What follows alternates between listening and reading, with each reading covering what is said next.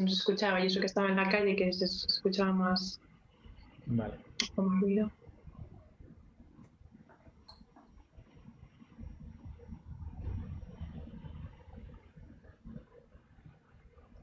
Vale, pues venga. Pues entonces vamos allá. Venga, pues buenas tardes a todos y a todas.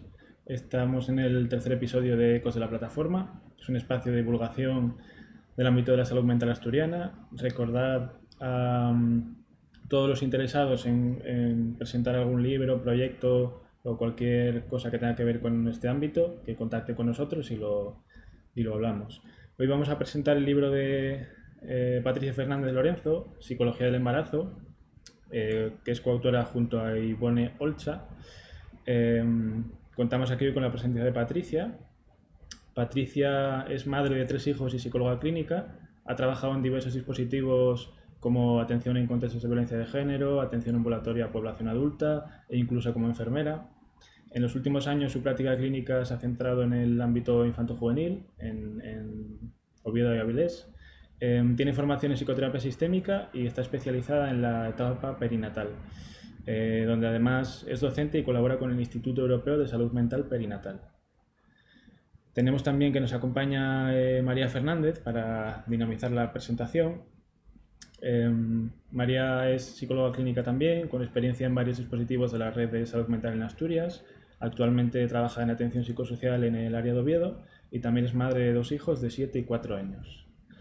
Así que bienvenidas a las dos y será un gusto escucharos hablar sobre este tema que seguro que conocéis muy bien durante el rato que tengamos y recordar a la audiencia en directo que puede preguntar por el chat y yo paso las preguntas a ellas. Así que bienvenidas y gracias por estar aquí y Muchas gracias, Álvaro. Cuando queráis podéis empezar a comentar. Bueno, hola a todos y bueno, pues gracias por esta oportunidad así como muy sorprendente que no me lo esperaba y pues gracias a Álvaro que me lo ofreció. Y bueno, después descubrí que Álvaro no sabía que Patri y yo somos tan amigas y que pues Patri y yo nos conocemos hace muchos años, ya hace 15 años cuando empezamos siendo pires y ya nos hemos acompañado pues en muchos escenarios, tanto laborales como personales, ¿no? Hasta llegar pues, gestando proyectos y gestando hijos y hasta la gestación de este libro, ¿no? Que bueno, yo creo que llega un momento precioso después de todos estos años de esta pandemia y que nos aporta pues una mirada diferente y muy novedosa porque creo que es un tema que hablamos poco, ¿no? Y en salud mental, a pesar de ser algo tan, bueno, pues tan importante, parece que no, como que no lo tenemos demasiado en cuenta, ¿no? Entonces, bueno, Patrick, como que hay muchas preguntas, ¿no? Y en esto podríamos estar como hablando de muchísimo, y de hecho hemos hablado muchas veces, ¿no? De lo que supone a nivel profesional y personal. Pero la primera pregunta, que es la más obvia, pues fíjate, me la hizo María Ángeles, que es otra compañera y amiga mía, psicóloga clínica, que está también en perinatalidad en Albacete, y me decía, pues cómo eras capaz, cómo había sido eso de gestar a la vez la maternidad práctica con la teórica, decía ella, ¿no? Justo la maternidad práctica con la teórica, tener 3 hijos y gestar y parir este libro, que cómo has podido, cómo ha sido eso, ¿no? Pues sí, es una muy buena pregunta, muy necesaria y quedaría, yo creo que para muchas capas de cebolla.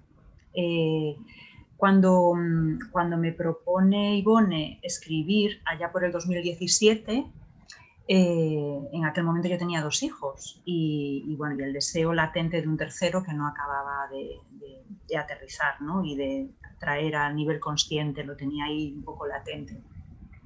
Pero supe desde el principio que yo quería escribir. O sea, la movida perinatal me entró, el bicho perinatal, como digo yo, me entró después del segundo embarazo. Me formé en el 2015, mi segunda hija nació en el 2012 y desde que me formé con Ivone en la primera promoción que hizo de docencia, no pude dejarlo, o sea, no pude dejar.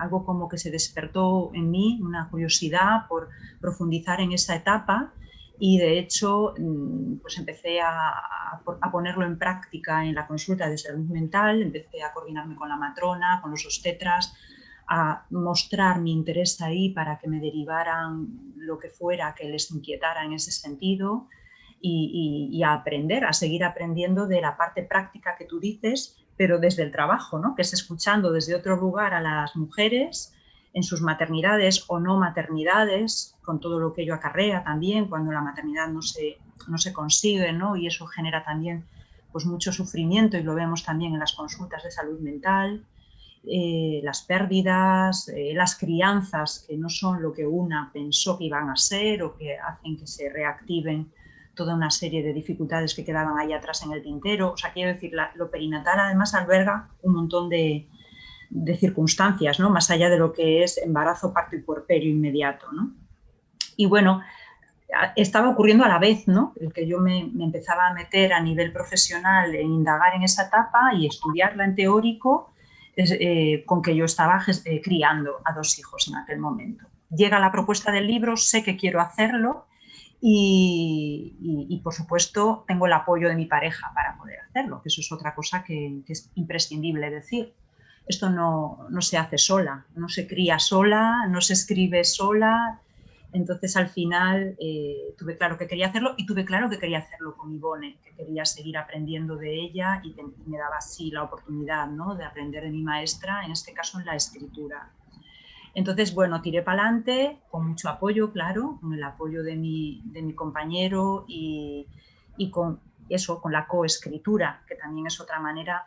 Y yo creo que cuando algo te apasiona, ¿sabes? Y algo está ocurriendo en tu vida de alguna manera o está presente en tu vida, la curiosidad pues como que se activa a más niveles. Yo creo que la distancia profesional esa que nos vendieron, esa supuesta, ¿no?, implicación, debe ser revisada, porque obviamente la puedo entender en según qué momentos y circunstancias, pero creo que la curiosidad debe de estar presente y muchas veces la curiosidad llega por el hecho de que tú eso lo estés viviendo, lo hayas vivido o que te hayas permitido escuchar y empaparte, ¿no?, de esas vivencias.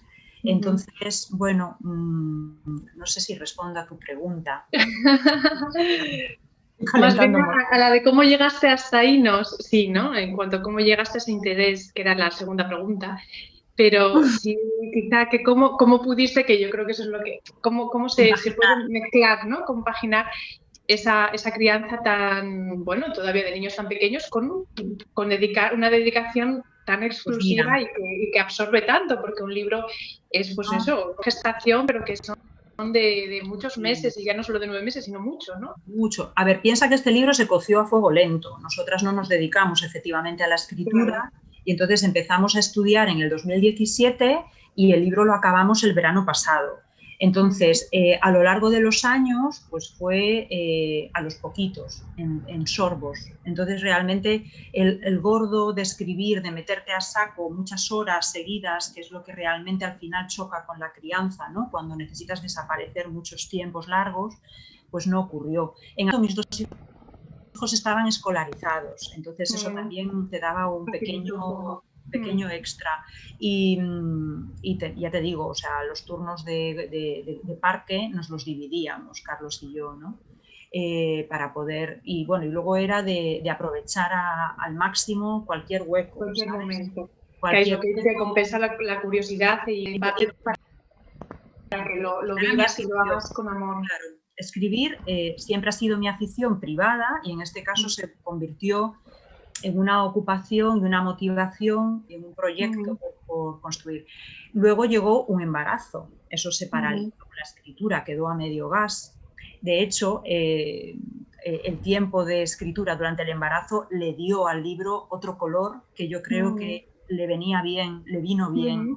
O sea, que tuve la oportunidad de teorizar sobre la psicología del embarazo y luego embarazarme y sentirlo, ¿no? Experimentar en primera persona algunos de los conceptos que yo había estudiado por primera vez, porque en mis anteriores embarazos yo no había vivido el embarazo con ese nivel de conocimiento teórico y por lo tanto no fui consciente de algunas de esas posibilidades psíquicas que yo luego estudié, ¿no?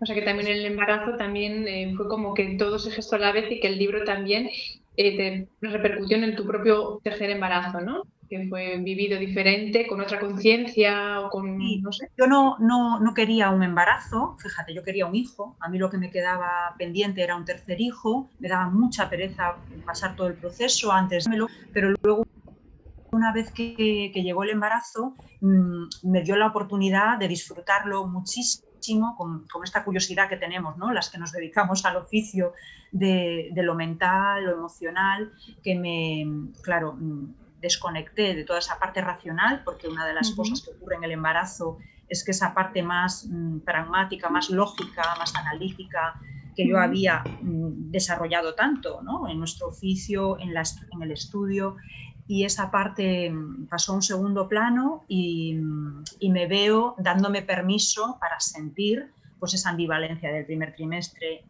para sentir esa transparencia psíquica, esa actitud un poquito más desinhibida que tienes en el embarazo, que muchas sentimos, que no quiere decir que todas tengan que pasar por los mismos procesos, pero que es algo que está descrito y que lo vimos en consulta muchas veces. Bueno, me dio la oportunidad de embarcarme en un taller de escritura creativa y de meterme un poco en esa parte más, más de disfrute y luego volver a releer lo que había escrito y a reescribir desde otro lugar. Entonces yo creo que el libro no sería el mismo si yo no hubiera pasado por ese paralelo, porque se nota en la escritura. Y luego el último verano ya nos volcamos, ese fue el verano duro realmente de intensidad, y ahí pues fue unas vacaciones con los abuelos, tíos, primos, que había mucha red, y esa sí fue la retirada a la cueva, con Ivone y con Susana, porque Susana Carmona, que ahora hablaré de ella, es autora de 2 de los capítulos. Bueno, es una maravilla que nos haya regalado esos 2 capítulos, porque ella es investigadora en neurociencias y cerebro en embarazo, y es en España la referente máxima en este tema. Y claro, ¿quién mejor que ella para escribir, ¿no? Este complemento que le da, bueno, pues le da actualidad a todo lo que nosotras exploramos y estudiamos en las clásicas, en la psicología, en la teoría del apego, la neurobiología.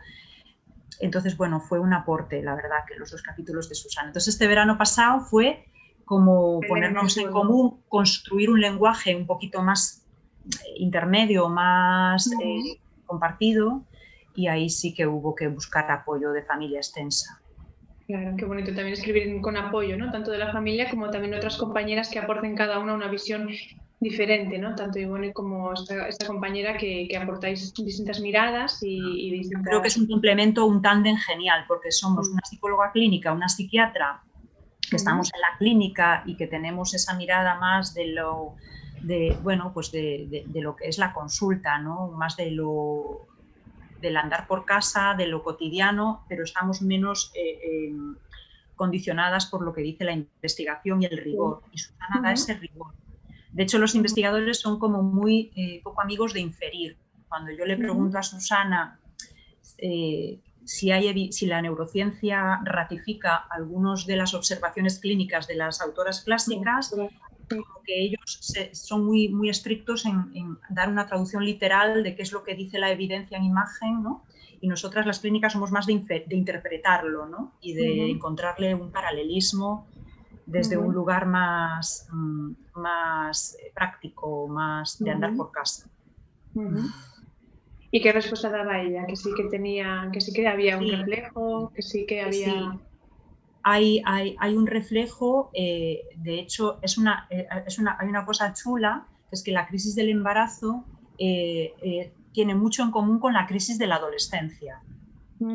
Y esto es un tema que a veces cae mal en la sociedad porque bueno, como que el adolescente sigue teniendo como, bueno, pues mucha crítica, ¿no? Como crisis y como etapa evolutiva, son incomprendidos los adolescentes. Y probablemente las embarazas también sean comprendidas en algunas de sus vivencias y sensibilidades, porque ahí también otra de las cosas que ratifican las neurociencias es que hay una especialización del cerebro en el embarazo, una poda sináptica sin muerte neural, parece ser, en zonas de teoría de la mente, en zonas de cerebro medio, muy relacionadas con el reconocimiento de lo sutil, de lo intuitivo, de lo no verbal, que claramente preparan a nuestro cerebro para una labor que es intuitiva, que es la labor de crianza, porque tú tienes que prepararte para interpretar señales no verbales en un bebé que se comunica de una manera, pues eso, muy sensorial, muy distinta a las que estamos acostumbradas, ¿no? Y en ese sentido el cerebro pues se especializa y se prepara para esa labor. Ya empieza porque hay una correlación, que hay una correspondencia que se ve igual que la transparencia psíquica, todos estos procesos que pasa en las imágenes, ¿no? En la resonancia, se puede ver. Eso es. Bueno, de hecho... Hay una evidencia científica, ¿no? En que hay eso, que se ve, es visible. El trabajo de Susana, cuando nos lo cuenta, es increíble. Ella decía, bueno, es que con una resonancia puedes saber si esa imagen corresponde a una mujer que ha pasado un embarazo o no. Entonces, como que encontraban una evidencia muy aplastante y de hecho, bueno, pues ahí continúan con esa línea de investigación porque está empezando, claro, y hay muchos matices, ¿no?, que dar, incluyendo el cerebro del padre, que también se empieza a estudiar. A trabajar, ¿no? A estudiar para ver cómo también les puede afectar a ellos, ¿no? Que ahí está. Es seguro que les afecta, aunque será diferente porque obviamente pues no están atravesados por esa labor física también, ¿no? De todo el trabajo que hay ahí interno, ¿no? Pero qué bonito que se pueda, como dices tú, lo que ven las autoras clásicas se pueda reflejar en el cerebro y cómo no es algo tan diferente, no es algo tan alejado el cerebro como algo muerto, inerte o que es como muy alejado a lo emocional, ¿no? Como todo ello está mezclado y lo teórico también va ahí, ¿no? Qué bonito que se pueda ver de esa manera. Sí, al final yo creo que ha estado bien que las neurociencias, que hayan ratificado esa labor de las clínicas en su observación y en primera persona, porque muchas de ellas fueron mujeres y llegan a todas estas observaciones en base a sus propias experiencias maternas, como siempre, la curiosidad, ¿no?, de algo tan impactante como es un embarazo, la curiosidad te lleva a seguir, ¿no? Qué bonito, 3 mujeres curiosas. Bueno, pues también eso, las preguntas que tenía acerca de cómo llegaste a ello y cómo llegasteis a escribir este libro ya está ahí un poco. Y también, ¿qué buscáis con el libro? ¿Qué idea tenéis las 3 de por qué este libro es necesario?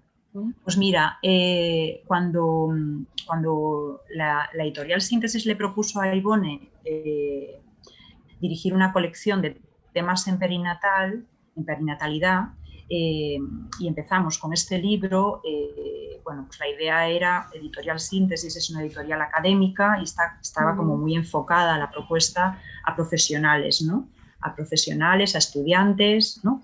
Y como la etapa perinatal es una etapa multidisciplinar, no se puede trabajar en perinatal tú solo como psicóloga o como psiquiatra o como matrona o obstetra, porque es una etapa que compromete pues a una madre, a un bebé, a un padre y están, bueno, pues interviniendo muchas profesiones. Por lo tanto, es una etapa multidisciplinar, ¿no?, y muy transversal. Entonces, nos parecía que era necesario enfocarlo para que llegara a todas las profesionales. Hablamos en femenino porque suelen ser mujeres las que se dedican a esta etapa, si te fijas. Somos mayoritariamente también obstetras, psicólogas en muchos casos, pero bueno, lo perinatal suelen ser matronas. Entonces elegimos el femenino genérico para honrar también, ¿no? Que también es sorprendente, también es una cosa que es así, que sorprende, ¿no?, en algún momento, que no estamos acostumbrados a ello. Sí, es una profesión eminentemente femenina, ¿no? Todas las profesiones que trabajan en la etapa de atención temprana y en toda la etapa perinatal hasta los 2-3 años. Bueno, y luego también en la escuela, ¿no? Entonces, bueno, entendimos que tenía que ser un libro que visibiliza, o sea, nos apetecía visibilizar la riqueza del embarazo, que es una etapa que pasa desapercibida, que es una etapa como que parece que toda la atención está puesta en el producto, ¿no? Y en la corporeidad,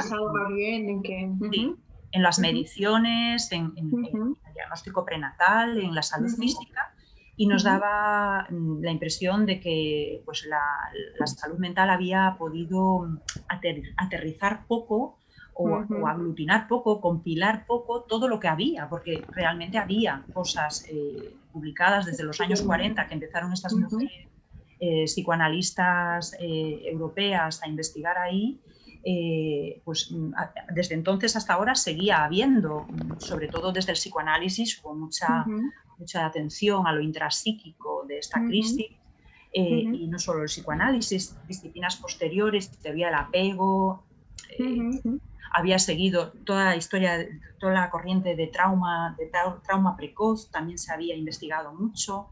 Entonces, bueno, sentíamos que había que de alguna manera poner en valor y visibilizar todo ese trabajo. Y visibilizarlo más, ¿no? Y además es que no había un libro que recogiera embarazo de una manera específica y por lo tanto que pudiera ahondar más allá.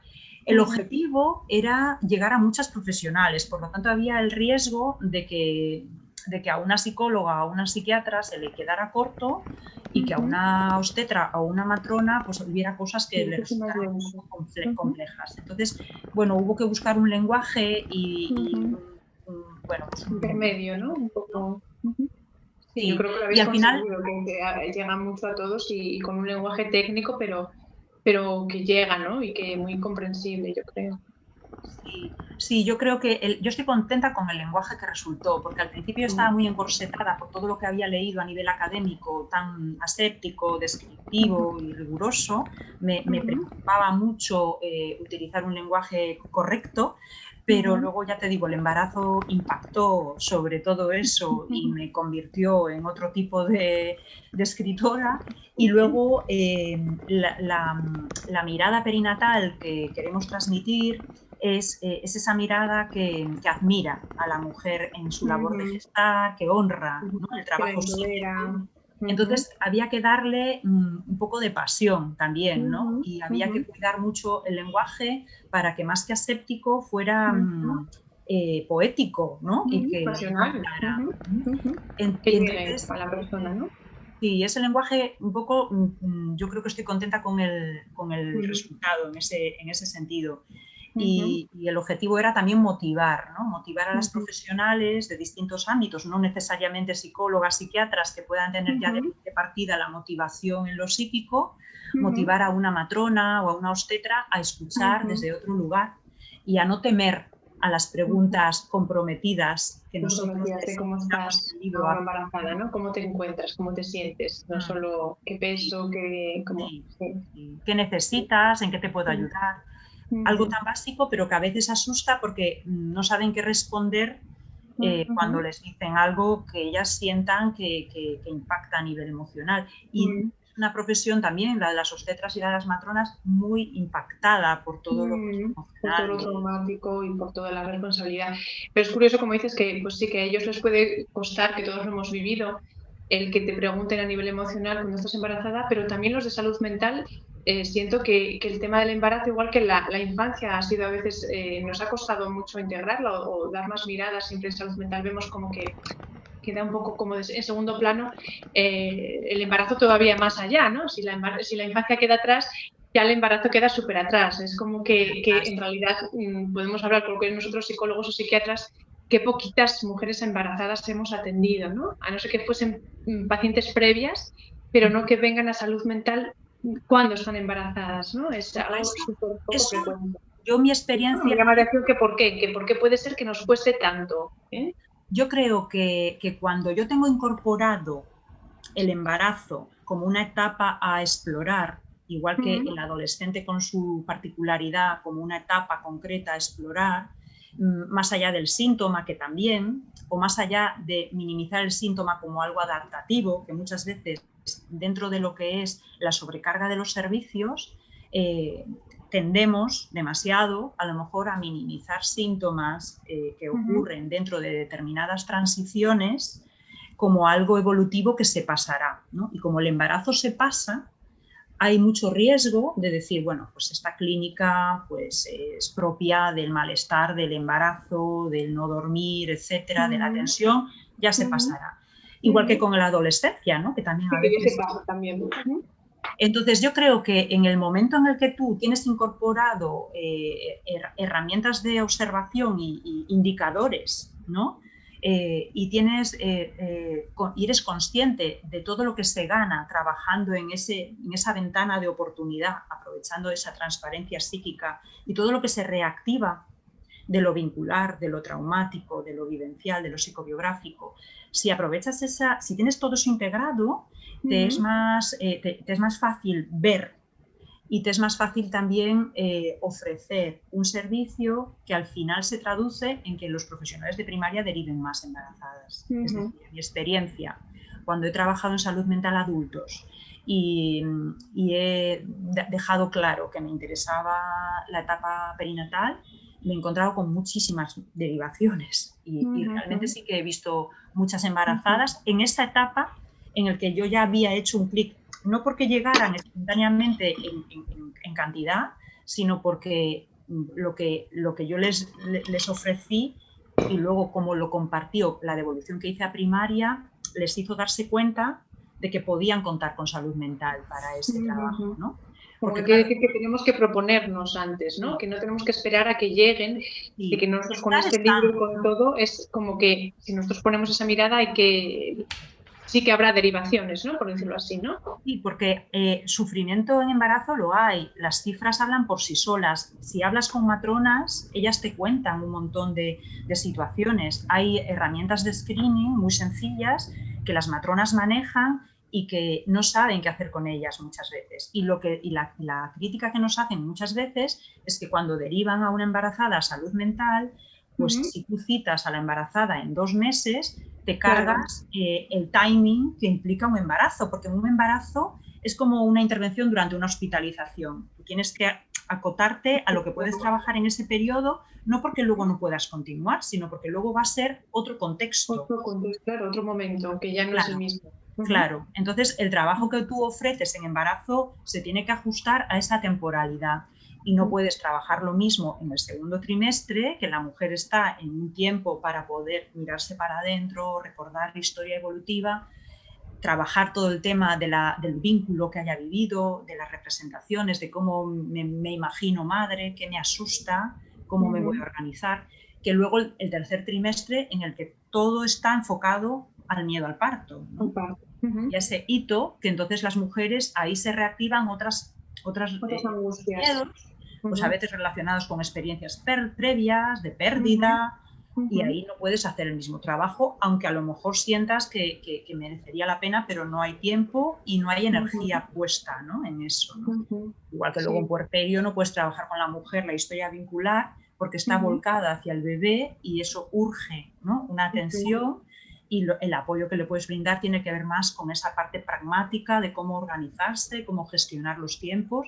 Entonces el embarazo para mí es una etapa donde podemos acompañar a las mujeres a que se miren, a que se cuiden, a que se observen, a que se den permiso, aprovechando esa transparencia psíquica que realmente yo lo he comprobado con mujeres a las que he acompañado fuera y dentro de un embarazo y nada que ver en la posibilidad que abre esta etapa en cuanto a lo rápido que se activan recuerdos y el permiso que te dan muchas para tratar temas muy delicados en poco tiempo. Es curioso.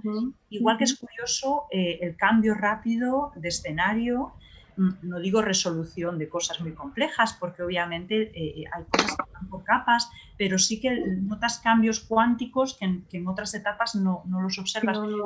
Y luego esas mujeres se tienen que volcar en una labor, como sabemos, muy costosa, que es la crianza, muy de renuncia, y me parece que es un lujo aprovechar ese tiempo de preparación que nos da la gestación para gestarnos como madres y primero elaborar y cerrar todo el previo que tenemos de hijas, el previo que tenemos de historias traumáticas, de pérdidas, de duelos, ¿no? Diversos.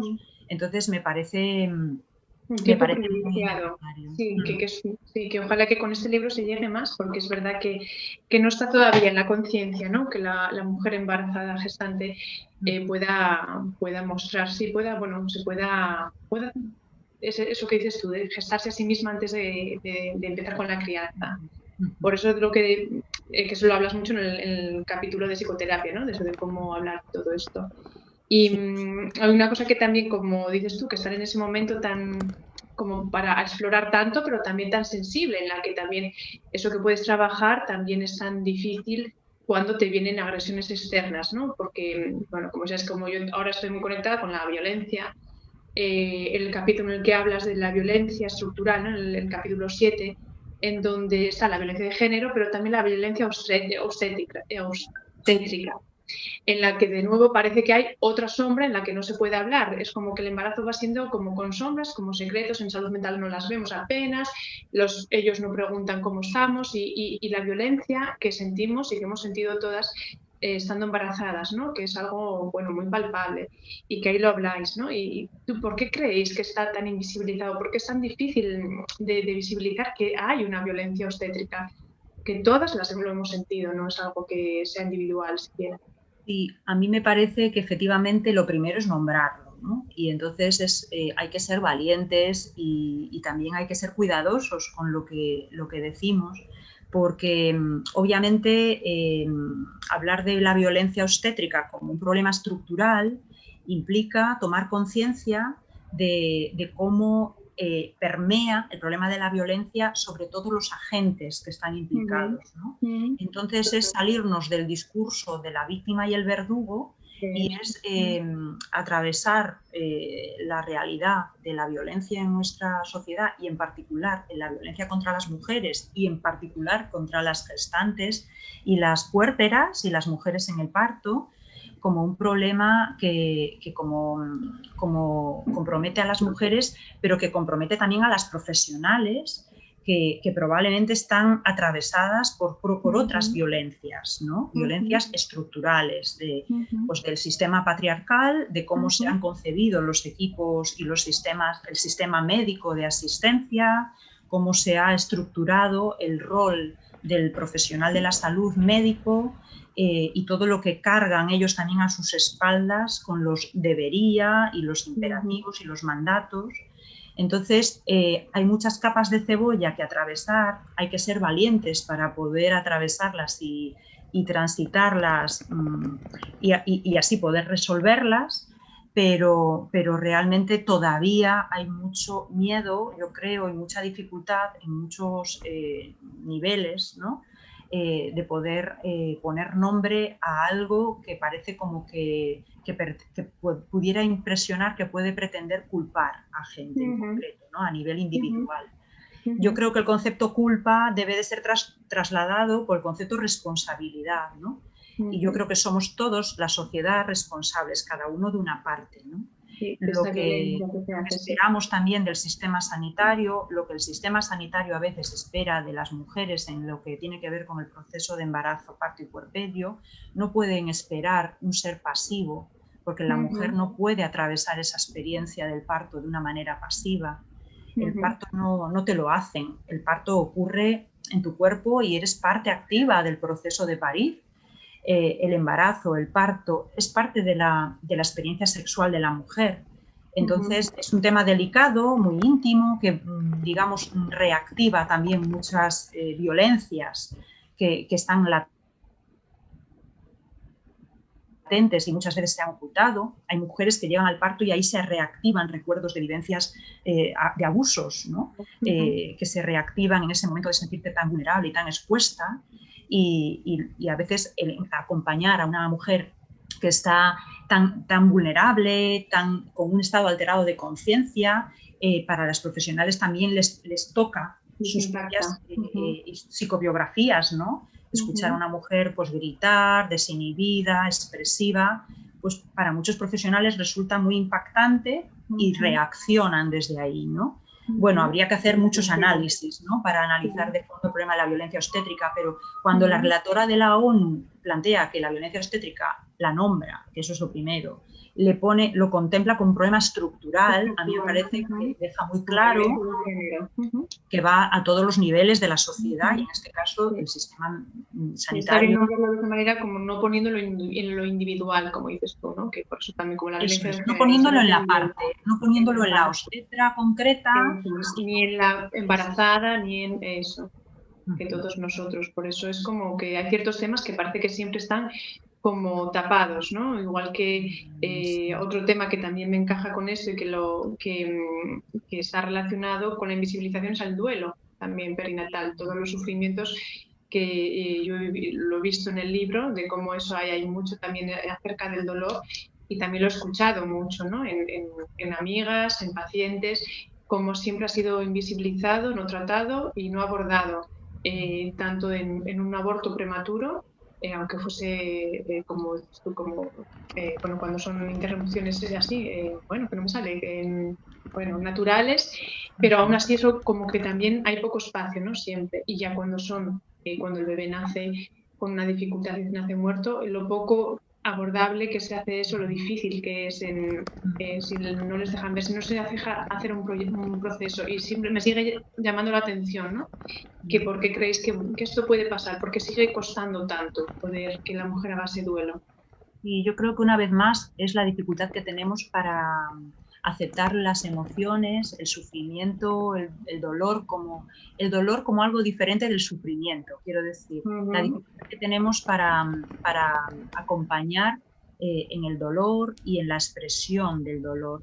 En nuestro deseo probablemente de contener y de resolver, muchas veces los profesionales de la salud reprimen expresiones emocionales o reprimimos expresiones emocionales que son necesarias, que deben ocurrir en unos tiempos y bueno, se ha avanzado por suerte o se está avanzando mucho en los protocolos de duelo hospitalario porque es un tema que les impacta mucho, que les resulta muy doloroso acompañar y que les viene bien y ellos lo reivindican, los profesionales de hospital lo reivindican mucho la formación en duelo perinatal para saber acompañar con seguridad de que no dañan, de que no complican, ¿no? En lo posible ese duelo. Y yo creo que el problema está, una vez más, en la sociedad en general. Fíjate también en la crianza, ¿no? En cómo reprimimos las emociones de los niños. Yo ahora en infantil lo veo mucho, ¿no? Lo que nos cuesta a los padres en general acompañar pues, esa reactividad, esa expresividad, ¿no? Tan intensa que tienen a veces los niños, probablemente por cómo fuimos criados, por toda una cultura que hay detrás, ¿no? de represión de la emotividad, de la afectividad y por la contención, con la idea probablemente de que todo lo que se contiene pues se rezuma menos o algo así, no sé muy bien cómo explicarlo, pero desde luego en duelo, por desgracia, ha ocurrido mucho, y no solo es el duelo por la pérdida o por la interrupción, todos los juicios de valor que se hacen, por ejemplo, a las mujeres que interrumpen, también hablamos de eso del libro, ¿no? De los cuidados a la interrupción voluntaria del embarazo, para no crear ahí un extra, ¿verdad?, de lo traumático cuando ya la mujer llega a esa circunstancia, muchas veces en un contexto muy duro.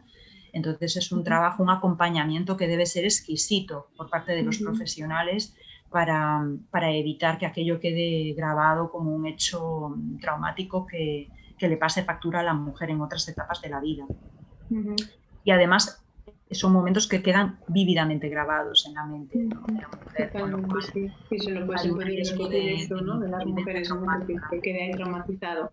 Sí, o sea, que es como que necesitamos todos ponerlo en palabras, como dices, y bueno, y que haya más formación para que se pueda visibilizar y saber abordar, que también lo que dices es importante, ¿no?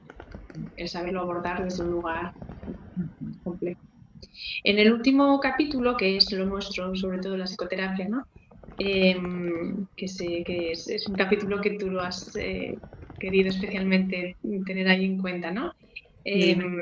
Hay una parte que por un lado hablas de dos temas así que me llaman la atención, que fue que podemos hablar un poco del propio embarazo de la terapeuta, ¿no? Que es como un tema muy bonito, que me pareció precioso porque creo que es algo que, de nuevo, como que no se tiene en cuenta, y ni nosotras mismas, que las dos ambas hemos estado embarazadas siendo terapeutas, y como, bueno, eso ha sido una tremendo, ¿no? Como proceso. Y también desde el modelo en el que vosotros abordáis, que también me gustaría que nos contases un poquito más cuál es el modelo psicoterapéutico que proponéis, el ecosistémico, para que nos cuentes un poquito más cómo es ese desarrollo psicoterapéutico en la perinatalidad desde tu punto de vista. Pues sí, mira, lo del embarazo de la terapeuta es fantástico porque, claro, todo el tiempo estamos hablando de vernos a los profesionales que trabajamos en perinatal como un instrumento, ¿no?, al servicio de la relación de ayuda, y que por lo tanto como instrumento debe estar afinado, ¿no? Todo el rato, ¿no? Debemos de cuidarnos y debemos de ser conscientes del impacto de nuestra persona sobre las familias a las que acompañamos, sobre las diadas a las que acompañamos.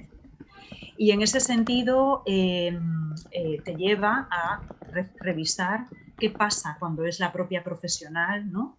La que se embaraza.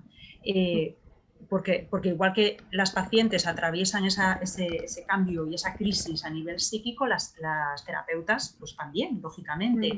Y ahí pues hemos querido recoger un poco lo que dice la evidencia, por supuesto, escrito por mujeres psicoterapeutas en su postmaternidad, de todo lo que acarrea, de estar menos centrada en la técnica y más centrada en lo intuitivo, en lo sensitivo, y por lo tanto es un tiempo donde probablemente estamos bueno, pues más capaces de ciertos abordajes y menos capaces de otro tipo de intervenciones. Y esto yo creo que es importante que seamos conscientes y que lo aprovechemos para no exigirnos ser las mismas, con lo costoso que eso puede ser, y cuidarnos así y aportar lo mejor de nosotras en este tiempo en el que además podemos aportar una riqueza desde esa intuición y desde esa sensorialidad que tiene la embarazada, y también desde el autocuidado y el ponerte el límite de saber en qué cosas puedes meterte y en qué cosas no puedes meterte. A mí hay una cosa que me parece importante decir, y es que realmente no hay conciencia del trabajo psíquico que realizan las gestantes, que realizamos las gestantes cuando estamos en ese proceso, ¿no? No hay conciencia, y cuando la mujer terapeuta, en este caso, siente que tiene que parar de trabajar porque le desborda la intensidad de la consulta en su sobrecarga emocional, no encuentra pues, esa categoría de estrés laboral, de circunstancia laboral, no figura dentro de las condiciones que se legitiman para una baja por riesgo en el puesto, ¿no? Si estás expuesta a un agente químico, o a desplazamiento en coche, a riesgos sobre la salud física, teratogenia sobre la salud física, pues entonces sí, se considera que puedas necesitar ausentarte del puesto. Pero si tú planteas el estrés psíquico que te supone trabajar con contenidos afectivos delicados, como ocurre en muchos de nuestros trabajos, ¿verdad? A menudo, pues esa condición no se contempla, ¿no? Entonces resulta bueno, pues muy significativo de la poca conciencia que hay, a pesar de que hay suficiente investigación que demuestra todo lo que impacta a nivel de programación fetal y a nivel de neurodesarrollo y de salud mental, cómo impacta eso sobre el futuro niño y el bebé, cuando la madre atraviesa circunstancias de estrés emocional en algunas etapas concretas del embarazo, ¿no? Con lo cual es una vez más un sinsentido. Tenemos muchísima investigación que valida la importancia de cuidar esa etapa y, sin embargo, pues no hay intervenciones, no hay medidas que apuesten porque una mujer pueda pedirse una baja médica o una baja en el embarazo sin tener que justificarla desde un problema. Sin tener patología, sí, sin tener patología, porque si no siempre la justificación sí hay patología, ya sea física o mental. Y ahí dependes bueno, pues de la conciencia de tu médico de cabecera y de la conciencia que tengas sobre la relevancia de ese tiempo. Y muchas profesionales, además, que entramos dentro de estas cuestiones del deber, ¿no? Que le pasa a las médicas también, ¿no? Y que tiran para adelante con esta idea de que tengo que, se exponen muchas veces más allá de lo que de lo necesario, sería recomendable, de lo que tú recomendarías a una paciente si tuvieras conocimiento, ¿no? de lo que está jugándose en ese tiempo, ¿no?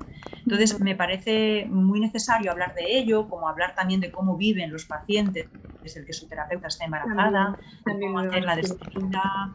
Y me parece una parte muy rica. Y claro, nuestro modelo es eso, el modelo ecosistémico, que está muy manido, y hemos oído todos hablar mucho del modelo ecosistémico para hacer referencia a otras disciplinas, a la educación, ¿no? O a otras circunstancias de la familia. Y en este caso nos parece muy útil la perspectiva ecosistémica para visibilizar todas esas capas de cebolla, esos sistemas que participan y que envuelven a la diada madre-bebé y que impactan sobre ellos, y entre ellos, pues, parte de esos sistemas somos los profesionales de la salud. Porque fíjate, en el embarazo, yo nunca he ido tanto al centro de salud como cuando he estado embarazada, o sea, nunca me han visto tanto como en esos tiempos, ¿no? Y esos encuentros con la matrona, con la obstetra, quedan también muy grabados por todo lo que se dice, lo que no se dice y lo que se espera o lo que se teme. Por lo tanto, es muy necesario que haya conciencia de cómo comunicar en ese tiempo puede impactar positiva o negativamente, ¿no? Entonces, el modelo ecosistémico nos resulta muy útil para que todos los agentes sociales podamos cuidar una transición que al final es algo que no ocurre solo en la familia, sino que es un aporte para toda la comunidad, ¿no? Para toda la sociedad. Porque al final también es eso, pues el futuro, la salud mental del futuro, o sea, es un trabajo preventivo, interventivo. Ahí estamos, que siempre nos parece que nos cuesta la mirada en lo preventivo, ¿eh? Siempre parece que estamos siempre por detrás, ¿no? Siempre vamos como, bueno, en ello vamos, pero eso, la infancia, el embarazo, es como que nos cuesta mirar lo importante que es de todo eso, que es el antes de todo lo demás, ¿no? Es curioso, que solemos empezar por el final. Es una etapa muy chula porque es prevención, pero también es intervención, porque las mujeres en la etapa de embarazo aumenta el riesgo de desarrollar psicopatología. De hecho, hay cuadros como el TOC, que es más prevalente en el embarazo que en otras etapas de la vida. Yo me he encontrado debuts importantes de TOC en embarazo, con impulso de agresión, que son muy aparatosos y que tienen un acompañamiento farmacológico para poder entrar en los psicoterapéuticos, muy angustiosos, y que ahí estamos hablando de intervención. Está todo el tema de la depresión postparto, de la psicosis puerperal, que son temas de la negación de embarazo. La negación de embarazo es todo otro mundo que habla de lo disociativo de fondo y que necesita de un trabajo psicoterapéutico largo para que esas mujeres puedan aprovechar esa circunstancia y bueno, pues revisar en la medida en que van pudiendo cosas y al mismo tiempo tomar decisiones sobre qué hacer con ese bebé que viene en camino, ¿no? A veces hay muy poco tiempo para trabajar lo que es una negación de embarazo y entonces urge pues ahí ajustar los tiempos y tener una mirada multidisciplinar. Claro, no puedes trabajar sola en todo ahí, necesitas pues eso, cómo van a asistir a ese parto a esa mujer que acaba de descubrir que está embarazada y está de 8 meses, que tiene que decidir si lo dan adopción, si no, que hay que ver si hay red de fondo, si toma la decisión, con qué nivel de conciencia la toma, si hay una clínica solo disociativa o hay algo de lo delirante. Es decir, ahí hablamos de intervención y de psicopatología, que es en poco tiempo, pero que es un tiempo necesario de poder trabajar para evitar pues, cuadros graves que se ven luego, por desgracia, en medios de comunicación y que se abordan de una manera nefasta, porque a mí, bueno, me parece dramático cómo se trata a veces en prensa desde, bueno, pues tremendo, ¿no? El tema de la psicosis puerperal, por ejemplo, o de la depresión postparto, o de la propia negación de embarazo, ¿no? Que parece que sale todo lo... Pero en general, quizás también todo lo de la salud mental, eso es...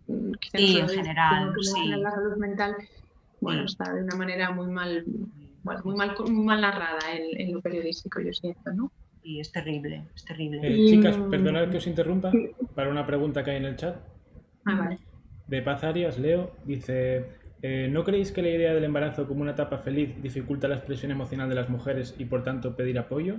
Expresar tristeza, desbordamiento, etcétera, ¿genera temor de ser calificada como incapaz para el proceso de la crianza? Totalmente. Y también dice, añado, ¿no creéis que muchas intervenciones en el embarazo podrían prevenir la depresión postparto? Bueno, claro, sí. Pues estoy totalmente de acuerdo con Paz, porque es así, o sea, hay una sociedad que idealiza la maternidad, o la idealiza o la denosta, porque ahora empezamos a ver también, ¿no?, toda una corriente de mujeres que de alguna manera visibilizan ese exceso de idealización que ha habido y entonces a lo mejor marcan todo lo contrario, ¿no? Que está muy bien que haya voces plurales. Las malas madres, ¿no? Eso es. Hay voces plurales, pero la idealización de la maternidad yo creo que está en el imaginario colectivo, está en el discurso de la calle, porque la gente...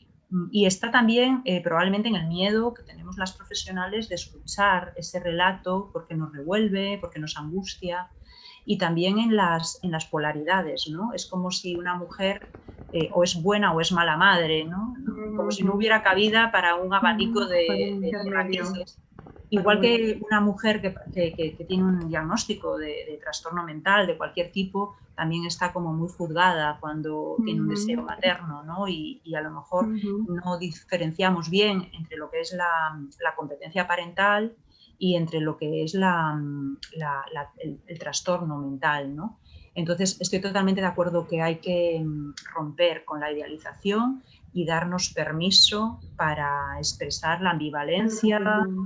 Y por eso que si los profesionales sabemos de la ambivalencia materna del primer trimestre como una experiencia saludable, también nos permite escuchar a las mujeres que atraviesan esos procesos, pudiendo decirles, pues mira, esto entra dentro de lo que cabe esperar en el primer trimestre y es muy saludable que tú dudes de por qué te metiste en esto o en cómo vas a poder hacerlo, y te da pie también a revisar los referentes con los que cuenta esa mujer, ¿no? Sobre su rol materno, en su propia psicobiografía, cómo fue su madre con ella, porque ya sabéis que hay un enorme paralelismo entre el apego adulto, tal y como lo recordamos, de cómo fui criada, con la competencia luego de cuidados para con el bebé y con el tipo de apego que construye al niño al año de vida. O sea, hay una transferencia epigenética transgeneracional del estilo de apego que llama la atención, pero que está ahí y que nos permite detectar en el embarazo a esas madres más vulnerables para tener dificultades en el vínculo y trabajar con ellas. Entonces, realmente sabiendo todo eso, podemos las profesionales escuchar a las madres con todos esos referentes. No solo es el diagnóstico ansioso-depresivo, TOC o bueno, negación de embarazo, los más típicos de embarazo. No solo es tener esas etiquetas, sino tener el conocimiento de los procesos psíquicos que caben esperar para acompañar y de la necesidad de revisar ahí la historia vincular y la psicobiografía, ¿no? Identificar a las diadas vulnerables es identificar a esas madres que tienen dificultades para imaginarse como madres, que se construyen desde la idealización, yo voy a ser una madre estupenda, o desde la culpa, voy a ser lo peor, un desastre, no voy a poder. Entonces, esas madres que están como muy marcadas por una imagen muy fija, muy rígida, con una representación muy fija, ¿no?, de sí mismas, pues son las que tenemos que acompañar más desde lo preventivo para darles seguridad, red, soporte. Y ahí va la otra cosa, ¿no?, la soledad de las madres, porque es que sin red, ¿en quién te inspiras para maternar, ¿no? Y en quién te apoyas para los momentos bajos, ¿no?, que implica el cargo. Entonces, todo eso también hay que revisarlo, ¿no? Todo lo que implica los cuidados en nuestra sociedad, que los cuidados en nuestra sociedad están como muy invisibilizados, muy secundarizados, muy en los márgenes. Parece que cuidar pues es de segunda o es de tercera, ¿no? Y te apañas con el cuidado como puedes, pero lo primero es otra cosa, la producción o lo que sea, ¿no? No sé, hay mucho social que recorrer ahí. Y la otra pregunta que decía Paz era que efectivamente la depresión posparto, claro, la depresión posparto en realidad ahora se habla ya de depresión perinatal, porque mucha clínica depresiva ansiosa de la etapa puerperal se debutó en embarazo, lo que pasa que muchas veces no se detectó, porque se consideró parte de la corporeidad. Pues eso es el peso, eso es el insomnio del tercer trimestre, eso es, ¿no?, algo de lo hormonal, eso es, ¿no?, y todo eso pasa desapercibido y al final emerge, explota en el puerperio con todo lo que es el extra de un bebé al que sostener, ¿no? Entonces, por eso la importancia de trabajar embarazos, que yo creo que es cuando realmente tenemos acceso a las mujeres con disponibilidad para ser cuidadas, porque en puerperio desaparecen. Yo mi experiencia acompañando a gestantes es que en puerperio desaparecen, no vienen a la consulta porque están absortas lógicamente con la labor de criar como debe ser, y que el apoyo probablemente que necesitan ahí es más de la tribu, de la red, que de la profesional de la psicología. Entonces, nosotras yo creo que podemos... En el embarazo, claro, en ese momento que hay que aprovecharse. Sí, un momento de mucha soledad, como decías, ¿no? Que yo creo que lo que dice Paz es totalmente, que lo hemos sentido, y yo a nivel personal lo recuerdo muchísimo, ¿no? Esta cosa de la dificultad en la expresión de las emociones negativas, que teníamos en el embarazo. Pero en las propias mujeres, en mujeres que ya fueron madres, decían, ese es el mejor momento de la vida. Y yo recuerdo mucho una compañera de salud mental, es el mejor momento de la vida, me decía.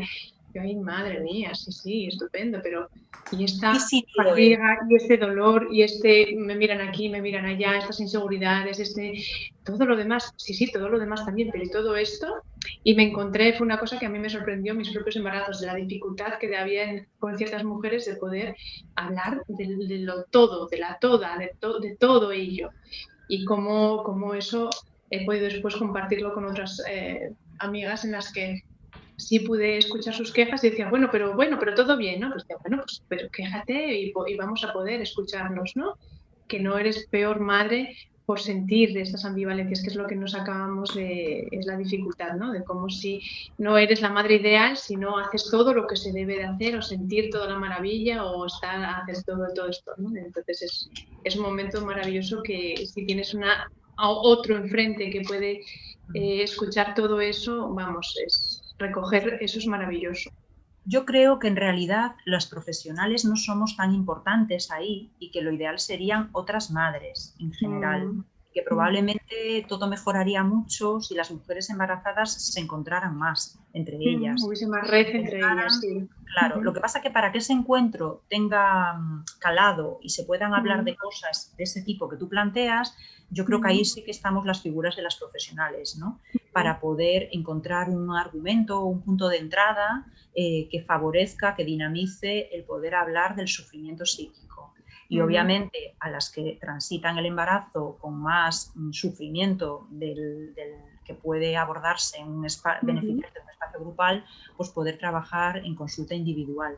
Y no temerle tampoco a los psicofármacos. Yo creo que ahí tenemos también otra asignatura pendiente. No puede ser que una mujer tenga que pasar el embarazo con una ansiedad brutal porque el profesional a lo mejor no tenga formación en qué fármacos sí están, digamos, adecuados, son indicados para el embarazo. Lo digo porque a veces eso también añade un extra de tensión, debería estar y bueno, pues creo que eso también conviene que los profesionales estén formados ahí. Trabajar con un psiquiatra que te acompañe en ese proceso es muy útil muchas veces. Entonces hay todo un camino, ¿no?, por hacer. Luego está pendiente, cada vez se habla más de los padres, ¿no? Y se habla también de todos los sentires identitarios que hay en torno a la maternidad. Hay un mundo y yo creo que nos va a venir todo, porque fijaros que ahora todo el tema de la reproducción asistida nos trae nuevas realidades. Hay historias muy duras de mujeres que llegan al embarazo con un montón de duelos, ¿no?, en el cuerpo, de años de tratamientos de fertilidad, que llegan al embarazo con duelos pues del embarazo espontáneo soñado, con agresiones muy duras sobre el cuerpo que implican los tratamientos y los ciclos, con crisis de pareja, ¿no?, de cuándo parar, con embriones congelados que no saben qué van a hacer con ellos, con embarazos fruto de ovodonación. Y todas las clínicas de fertilidad se dedican a su trabajo, que es el negocio, pero nos falta, yo creo, que el aporte de los psicólogos aquí y de los profesionales de la salud mental es visibilizar todo el sufrimiento y todos los riesgos también que hay ahí en derechos humanos, ¿no? Y bueno, pues toda la experiencia de la ovodonación para las mujeres que donan óvulos también es un tema muy delicado, del que yo creo que se hablará en lo sucesivo. Sí, que podíamos, como para finalizar, Patrick, que son casi medio, no sé si Álvaro tendrá que cortar, pero si los nuevos podemos retos... tirar un poco más, no os preocupéis. ¿Sí? Vale. Sí, sin pues problema. esto de los nuevos retos, ¿no?, que están ahí tanto por el COVID como por todo lo que nos toca de los temas complejos que dices de los nuevos retos, de la maternidad subrogada y el tema de la transexualidad. Que a lo mejor así para acabar, que a lo mejor está bonito que pudieses hablar algo de esto, Patrick, que es un campo tan, aunque nos queden muchas otras preguntas, creo que eso, bueno, es un tema muy interesante que queda por ver, a ver qué pasa, ¿no? Y la verdad es que yo creo que en los próximos años vamos a ver un montón de cosas, si queremos verlas y si tenemos ahí la mirada puesta, relacionadas con todo lo que tiene que ver con un término que a mí me gusta mucho, que se llama identidad reproductiva, que lo acuña una psicóloga americana, Aurelia Tan, que investiga cosas de esta cuestión, ¿no? Y es un término en construcción. Y ella quiere visibilizar a todos los sentires identitarios en torno a la maternidad y a la paternidad. Porque una mujer que ha donado óvulos y que sabe que en algún lugar del planeta hay hijos suyos, probablemente también tenga su propia forma de vivirlo o de enfermarlo, dependiendo de cómo haya llegado o cómo haya atravesado todo ese proceso, ¿no? En qué momentos y desde qué motivaciones. Y toda la cuestión de la subrogación, del embarazo del vientre de alquiler es un tema también tremendo y espeluznante, que también la relatora de la ONU advierte del riesgo que tiene de vulneración de los derechos humanos para las gestantes. Como una nueva esclavitud, decís en el libro, ¿no? Lo mencionáis como una nueva esclavitud. O para los bebés, porque ¿quién controla el para qué se gesta, ¿no?, a este bebé y el quién lo compra cuando es una cuestión planetaria, ¿no?, donde tú puedes viajar a un lugar y traértelo a otro lugar? Se pierde el rastro de muchas de esas compras y entiendo que es un tema muy delicado en lo social, en lo psíquico y en lo... a muchos niveles, ¿no? En lo ético.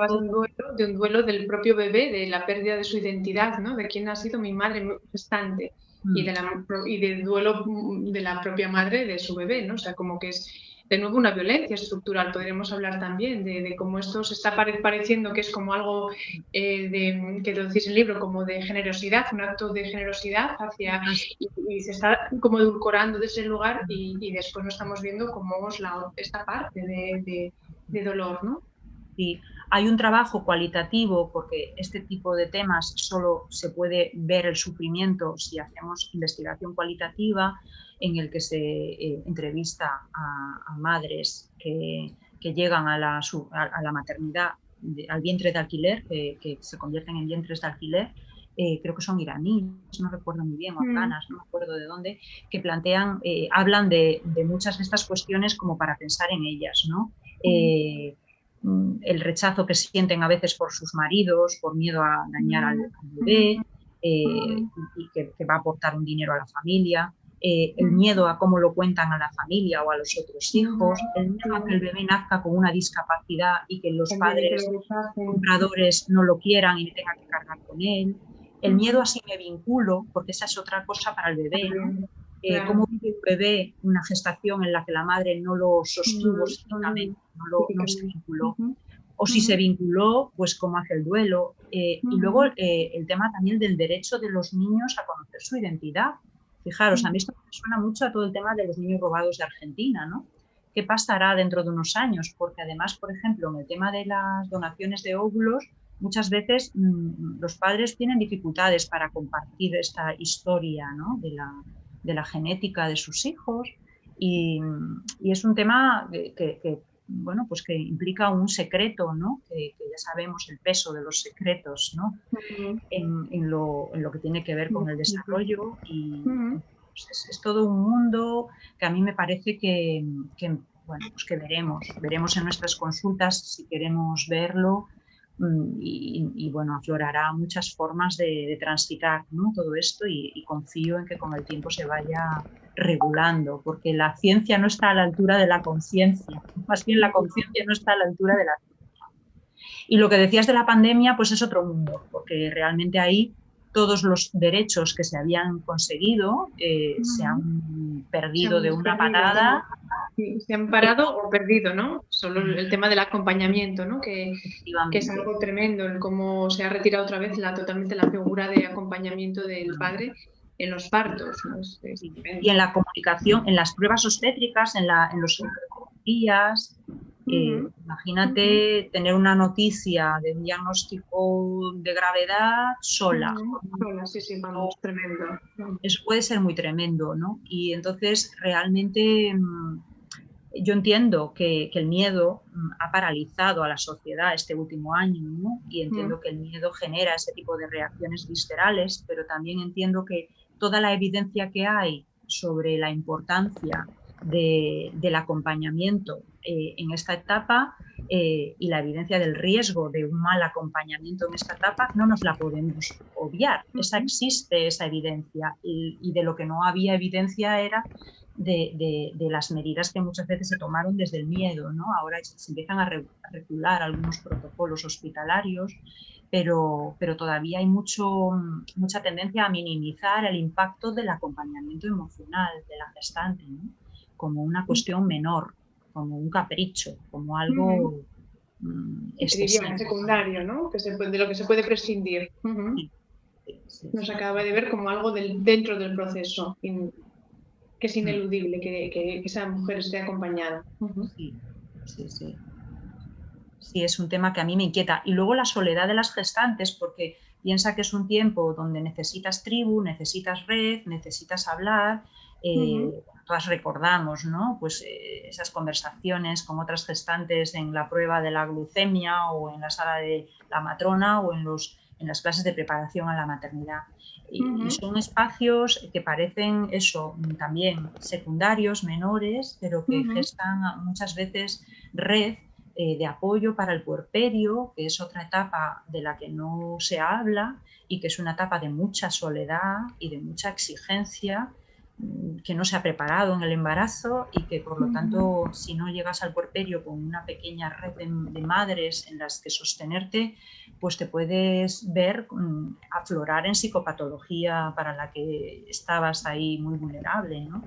Entonces, el que hayan desaparecido todos esos espacios de lo grupal por la pandemia, que se han sustituido por los virtuales, que al final es un poco donde vemos, ¿no? Que ahora... Sí, pero que no es lo suficiente, ¿no? Igual que a todos nos cuesta hacer más todo lo que sea esto, los seminarios, todo lo que sean a través de un dispositivo, pues más cuando estás en ese momento, que estás en un momento tan emocional que necesitas piel, que necesitas...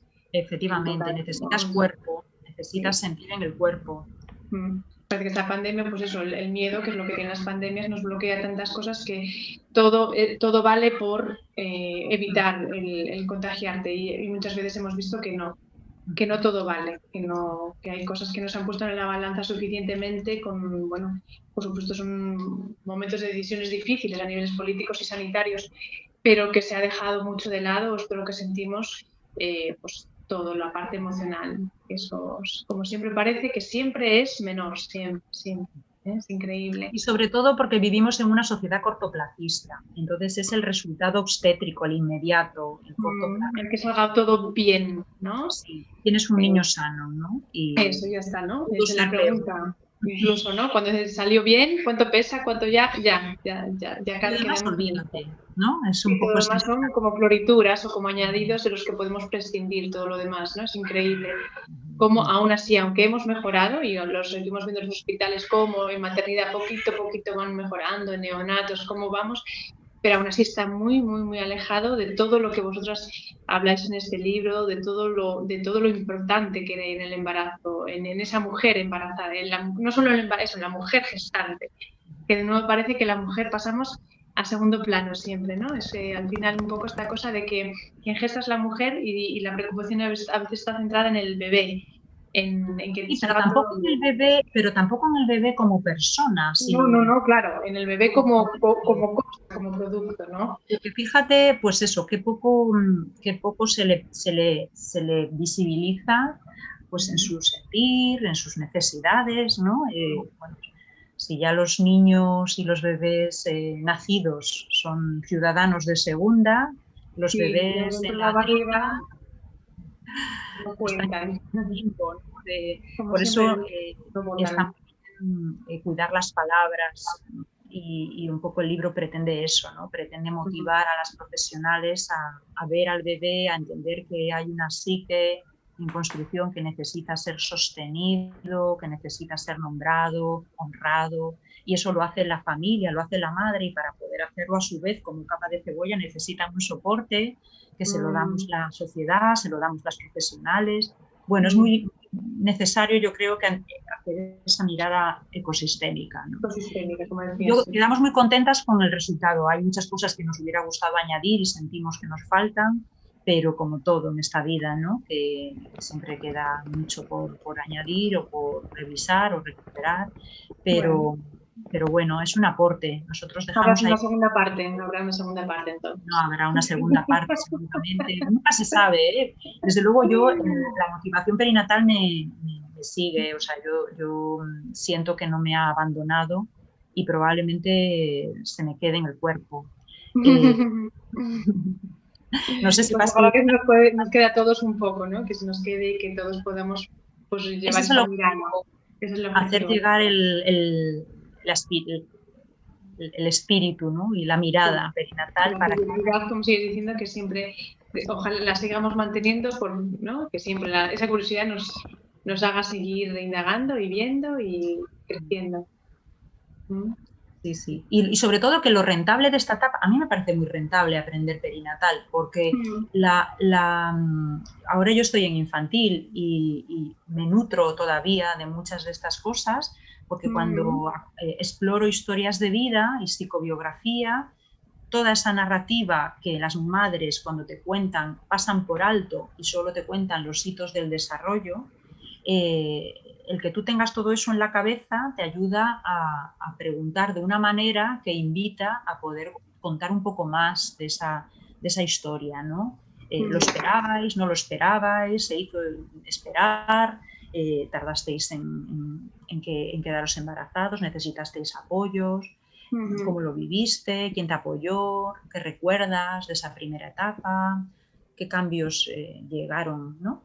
Como consecuencia del embarazo? ¿Qué renuncias? Hacer este tipo de preguntas movilizan el que la madre, en este caso, te cuente, muchas veces delante del niño, que el niño también pone la antena, cosas que te orientan en lo vincular y que te ayudan también a identificar todos esos estresores que explican, según la ciencia, pues esos problemas de regulación, esos problemas de hiperactividad, esos problemas, ¿no?, que vemos luego en consulta aterrizados de una manera más específica, pero que irte a encontrar esa historia, esa psicobiografía o las separaciones tempranas a nivel hospitalario, ¿no?, que también se minimizan como algo menor o algo necesario, pero luego coincide pues que a lo mejor tiene una ansiedad de separación con 5 años y hombre, no somos deterministas, pero sí que nos ayuda a entender todo un proceso de vida y historiarlo también ayuda a las familias a narrárselo, ¿no? Entonces, a mí me parece que es muy rentable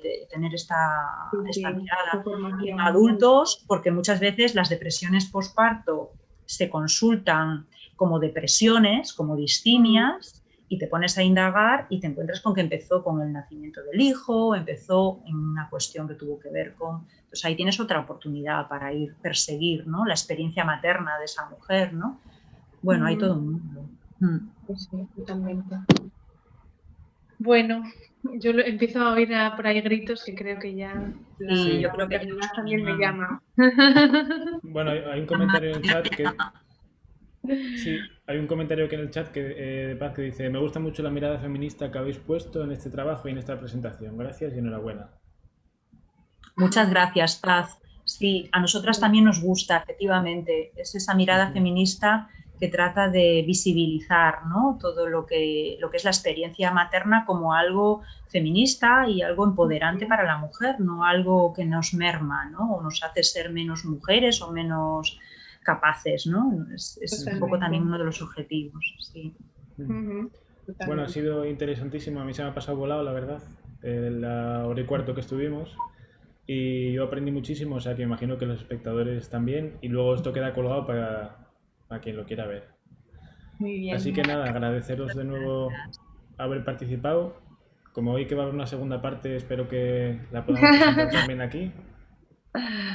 Ojalá.